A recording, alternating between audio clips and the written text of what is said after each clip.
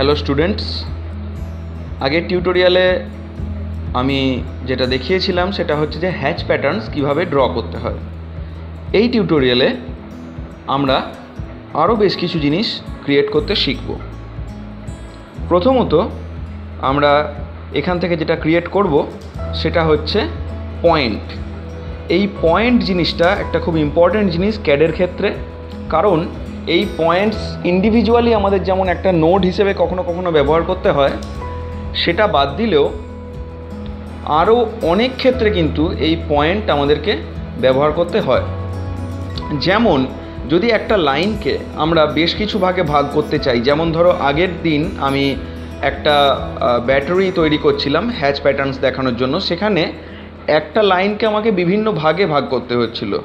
তার আগেও কোনো একটা ড্রয়িং করার সময় আমার একটা লাইনকে সমান কিছু ভাগে ভাগ করার দরকার পড়ছিল।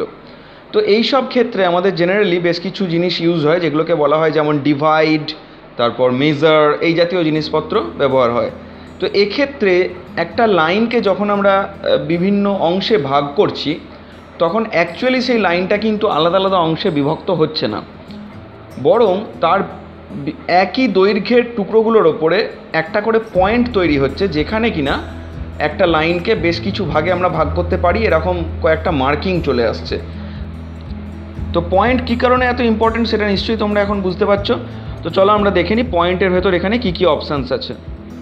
দেখো পয়েন্টের ভেতরে এখানেতে single point, multiple point, divide, measure, এই রকম বেশ কিছু অপশান আছে। কিন্তু তার আগে আমাদের দেখে নিতে হবে যে পয়েন্ট জিনিসটা আমরা যখন ক্রিয়েট করব, তখন সেটা আমরা কিভাবে এই স্ক্রিনের ওপর সেটা কিভাবে আমরা দেখতে পাই। তো আমরা সিঙ্গেল পয়েন্ট সিলেক্ট করলাম এবং সেটা যে কোনো একটা জায়গার ওপর রাখলাম, কনফার্ম ইনপুট করলাম। দেখো পয়েন্ট যেটা তৈরি হয়েছে সেই পয়েন্টটা অত্যাধিক ছোট, চোখে দেখাই যাচ্ছে না। এটাকে যতটাই আমি বড় করি না কেন, সেটা কিন্তু একই পরিমাণ ছোট থেকে যাবে। তো সেই কারণে আমরা যখনই কোনো একটা পয়েন্ট ক্রিয়েট করব, বা ধরো একটা লাইনের ওপর যদি এই পয়েন্টটা থাকে, সেই লাইনের থেকে আলাদা করে কিন্তু এই পয়েন্টটাকে আমরা দেখতে পাবো না। তো সেই কারণে যখনই আমরা পয়েন্ট ক্রিয়েট করব, তার আগে আমরা পয়েন্টটা কী ধরনের হবে, অর্থাৎ পয়েন্টটার ডিজাইনটা কেমন হবে, সেটা কিন্তু আমরা সিলেক্ট করে নেব। তো এখান থেকে আমরা ফরম্যাটে গেলাম।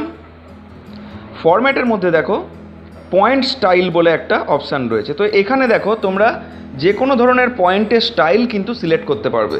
অটোক্যাডের ক্ষেত্রে আমরা এই সেম জিনিসটা পি টাইপ বা ডিডিপি টাইপ কমেন্ট দিয়ে করতাম। সেখানে এই ধরনেরই একটা মেনু দেখা যেত, যেখানে কিনা বিভিন্ন রকমের পয়েন্টের আলাদা আলাদা প্যাটার্নস থাকতো। যে কোনো একটা প্যাটার্ন আমরা সিলেক্ট করতাম। তো এক্ষেত্রে আমি এই প্যাটার্নটা সিলেক্ট করছি, ওকে করলাম। দেখো এখন কিন্তু পয়েন্টটাকে আমি পরিষ্কার দেখতে পাচ্ছি, এবং এটা শুধুমাত্র এই পয়েন্টটাকে রিপ্রেজেন্ট করার জন্য একটা নির্দিষ্ট ডিজাইন মাত্র। তো তোমরা নিশ্চয়ই বুঝতে পারলে যে একটা পয়েন্ট কিভাবে আমরা ক্রিয়েট করব এবং পয়েন্টের স্টাইল কিভাবে চেঞ্জ করব। আমি আরেকবার দেখিয়ে দিচ্ছি। পয়েন্টের স্টাইল চেঞ্জ করার জন্য ওপরের ডান দিকে একদম উপরে যে তিনটে ডট রয়েছে, অর্থাৎ মেনু, এখান থেকে গিয়ে ফরম্যাটের মধ্যে পয়েন্ট স্টাইল, এখান থেকে আমরা যেটাই চয়েস করব সেটাই কিন্তু আমাদের পয়েন্টটাকে রিপ্রেজেন্ট করবে। তো চলো আবার একবার আমরা পয়েন্টে যাই। দেখো এর মধ্যে মাল্টিপল পয়েন্ট ক্রিয়েট করারও কিন্তু জায়গা আছে।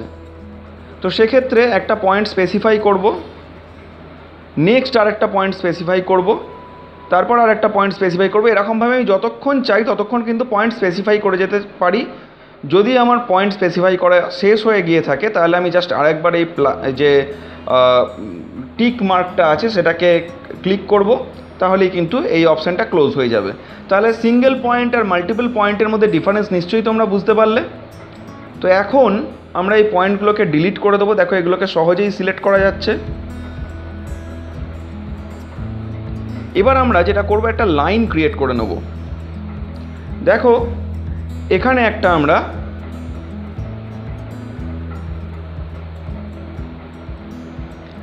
একশো mm দৈর্ঘ্যের লাইন 0 ডিগ্রিতে ক্রিয়েট করলাম। এটা আমরা 0 ডিগ্রিতে ক্রিয়েট না করে যে কোনো একটা ডিগ্রিতেও করতে পারি, ডাজেন্ট ম্যাটার, সব ক্ষেত্রেই ব্যাপারটা একই রকম হবে। এরপর আমরা পয়েন্ট থেকে ডিভাইড অপশানটা সিলেক্ট করলাম। এবার বলা হয়েছে দেখো সিলেক্ট অবজেক্ট টু ডিভাইড। এখানে আমরা অবজেক্ট হিসেবে লাইনটাকে নিচ্ছি, লাইনটাকে সিলেক্ট করা মাত্র একটা পপ আপ উইন্ডো এলো, enter the number of segments, অর্থাৎ কটা ভাগে আমরা ভাগ করতে চাই। দেখো আমরা যদি এই 100 mm এর লাইনটাকে 5টা ভাগে ভাগ করতে চাই তাহলে 20 mm করে 5টা টুকরো তৈরি হবে। তো আমরা 5 দিলাম, ডান। দেখো ঠিক 5টা ভাগে কিন্তু লাইনটা ভাগ করা হয়েছে। দেখো এখন কিন্তু লাইন একটাই রয়েছে, অর্থাৎ আমি যদি লাইনের ওপর ক্লিক করি দেখো এই গোটা লাইনটাই সিলেক্ট হচ্ছে। আলাদা আলাদা 5টা লাইনে যদি ভাগ হয়ে যেত তাহলে কিন্তু এইভাবে সিলেক্ট করা যেত না। কিন্তু জাস্ট 5টা ভাগ এরকমভাবেই দেখানো হচ্ছে যে 5টা ভাগকে 4টে পয়েন্ট দিয়ে দেখানো হচ্ছে। একদম নির্দিষ্ট যে সীমানা যেখানে 20 mm শেষ হচ্ছে সেখানে কিন্তু এই পয়েন্টগুলো ক্রিয়েটেড হচ্ছে। তো এইভাবে ক্যাডের ক্ষেত্রে আমরা যে কোনো একটা লাইনকে ডিভাইড করব। দেখো আগে আমাদের ডিভাইড করতে কত অসুবিধা হতো, এখন যদি আমি চাই যে এখানে আমরা একটা ফরমেশন করব, দেখো আমাদের কত ব্যাপারটা সুবিধা হয়ে যাবে। এখান থেকে ধরো একটা লাইন নিলাম, তারপর সেটাকে এখানে নিয়ে এলাম, এটাকে এখানে আমরা যোগ করতে পারি, অথবা আমরা যদি যেহেতু পয়েন্টগুলো আমাদের সিলেক্টেড নেই সেই জন্য আমরা ডাইরেক্ট পয়েন্টে যোগ করতে পারছি না, অর্থাৎ ও স্ন্যাপ সেটিংসে গিয়ে বা অবজেক্ট স্ন্যাপ সেটিংসে গিয়ে আমাদের পয়েন্টটাকেও অন করতে হবে, তবে গিয়ে আমরা পয়েন্টে সহজেই কিন্তু সিলেক্ট করাতে পারবো। পয়েন্টের অর্থ হলো নোড, স্ন্যাপস টু এ পয়েন্ট অবজেক্ট দেখো লেখা আছে। তো আমরা এটাকে অন করে দেব। এবার আমরা দেখব যে আমরা লাইনটা সহজে করতে পারি কি না। দেখো আমরা এখানে এটাকে সিলেক্ট করলাম, এবার জাস্ট আমরা পয়েন্টের ওপর ক্লিক করলে কিন্তু এটা পয়েন্টের ওপর ক্রিয়েটেড হয়ে যাবে। তো নিশ্চয়ই তোমরা বুঝতে পারলে যে পয়েন্টের ফলে আমাদের কত সুবিধা হয়, পয়েন্ট জিনিসটা আমাদেরকে কতটা এখানেতে কাজ করতে সুবিধা করে দেয়। তো সেইভাবে এখন আমরা কিন্তু বিভিন্ন ক্ষেত্রে পয়েন্টকে এইভাবে ব্যবহার করতে পারবো। তো এগুলোকে আমি ডিলিট করে দিচ্ছি, ইভেন এর উপরে যে পয়েন্টগুলো আছে সেগুলোকেও আমি ডিলিট করে দিলাম। এরপর দেখো আমরা মেজার ইউজ করব। মেজার কথাটার অর্থ হলো যে একটা নির্দিষ্ট দৈর্ঘ্য আমি দিয়ে দেবো। ধরো 100 mm দৈর্ঘ্যের এই লাইনটাকে আমি মেজার হিসেবে দিয়ে দিলাম 30 mm। তাহলে ঠিক যতগুলো সেগমেন্ট এই লাইনটা থেকে ক্রিয়েটেড হতে পারে, যতগুলো সেগমেন্ট হতে পারে ম্যাক্সিমাম, ঠিক ততগুলো সেগমেন্টকেই কিন্তু পয়েন্ট দিয়ে মার্কিং করে দেবে, এবং বাকি যে অংশটুকু পড়ে থাকবে সেটা আলাদা হিসেবে পড়ে থাকবে। ব্যাপারটা তোমাদেরকে দেখালে ব্যাপারটা বুঝতে পারবে। আমরা আবার পয়েন্টে যাচ্ছি,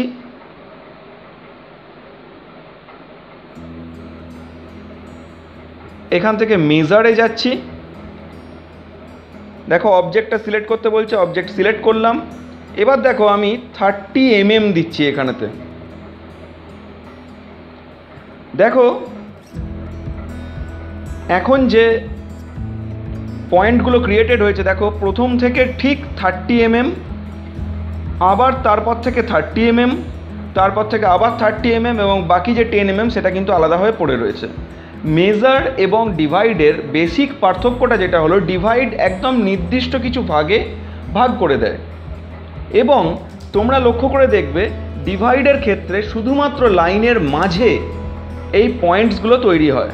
কিন্তু মেজারের ক্ষেত্রে যদি আমরা এটাকে মেজার করতাম তাহলে এই একই লাইনটাতে তোমরা দেখতে পেতে যেটা আলাদা হতো সেটা হচ্ছে যে এই পয়েন্টগুলো যেখান থেকে যেখান অবধি মেজার করছে সেই লাস্ট পয়েন্ট অবধি কিন্তু পয়েন্টগুলো ক্রিয়েটেড হতো।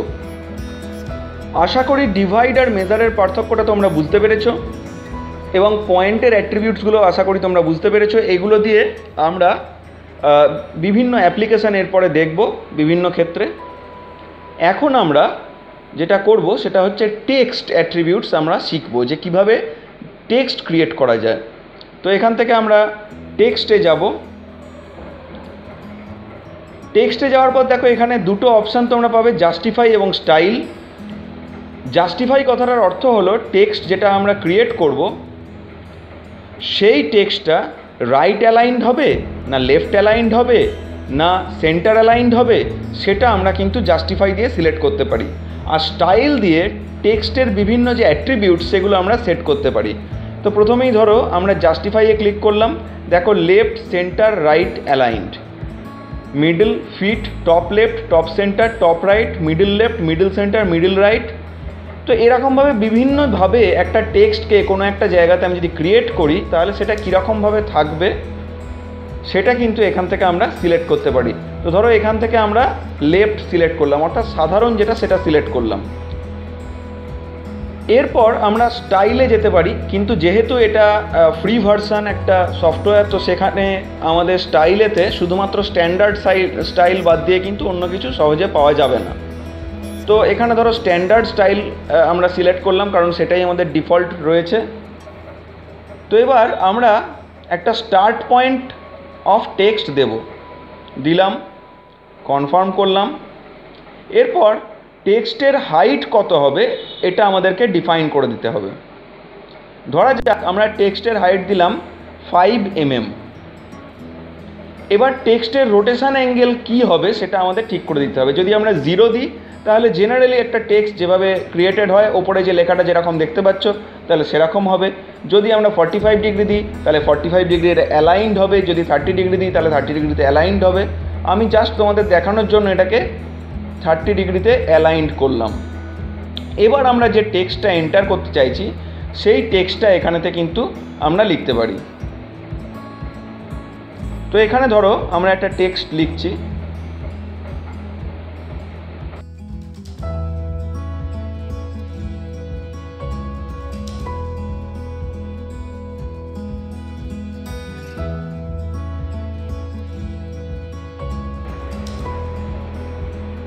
দেখো এখানে যে টেক্সটটা আমরা ক্রিয়েট করলাম এই টেক্সটটা কিন্তু 30 ডিগ্রিতে অ্যালাইনড। এই টেক্সটটাকে যদি আমরা অ্যালাইনড যেটাতে রয়েছে সেটা যদি চেঞ্জ করতে চাই বা যে কোনো কিছু চেঞ্জ করতে চাই, আমরা প্রপার্টিসে যাব, কালার, লাইন টাইপ ইত্যাদি আমরা চেঞ্জ করতে পারবো। এছাড়া দেখো ডাইরেক্টলি টেক্সটটাকেই কিন্তু এখান থেকে আমরা চেঞ্জ করতে পারবো। এখানে যদি আমি কোনো কিছু এডিট করে দিই, ধরো এখানে আমরা এটা এডিট করে দিয়ে অন্য কিছু লিখতে চাইছি, ইন দ্যাট কেস ধরো এটাকে পুরোটা ডিলিট করে দিচ্ছি, ডিলিট করে ধরো আমার নাম লিখছি এখানে।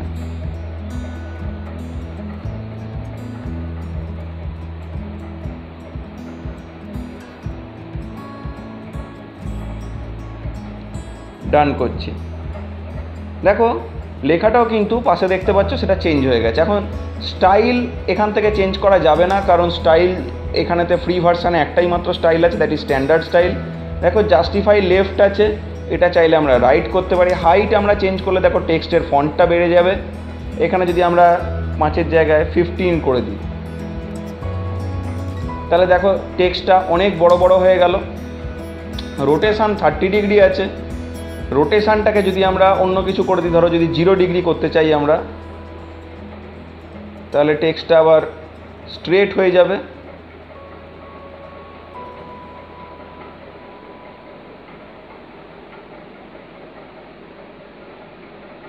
দেখো টেক্সটটা এখন স্ট্রেট হয়ে গেছে।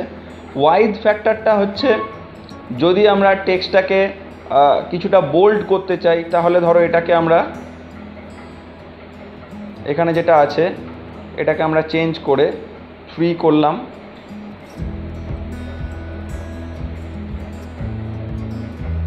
দেখো এখানে টেক্সটের স্টাইল অর্থাৎ ওয়াইড ফ্যাক্টরটা কিন্তু চেঞ্জ হয়ে গেল। এছাড়া পজিশান বা অন্যান্য জিনিসগুলো যেগুলো সেগুলো তো আমরা এখান থেকে সিলেক্ট করতেই পারি। এছাড়া ধরো আরও দুটো জিনিস করা যায়, যে আপসাইড ডাউন, এটা করলে দেখো টেক্সটটা নিচের দিকে হয়ে যাবে।